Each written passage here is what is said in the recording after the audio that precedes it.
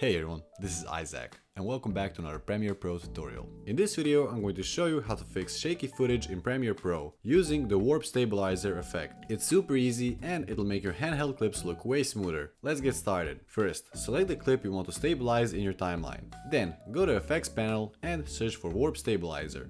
Drag and drop it directly onto your clip. Premiere will automatically start analyzing the footage. You'll see a blue bar that says analyzing the background. Once it's done, open the effects control panel and you'll see the warp stabilizer settings. Here's a quick rundown of the main ones. Smoothness. This controls how much stabilization is applied. 50% is the default. If it looks too warpy, lower it to around 10 or 20%.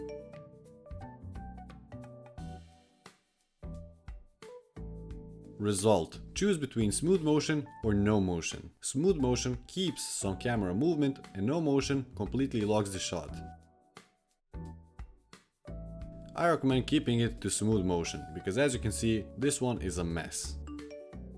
Method. You have options like position, position scale rotation, perspective and subspace warp. This is just the method that Premiere uses to stabilize your footage.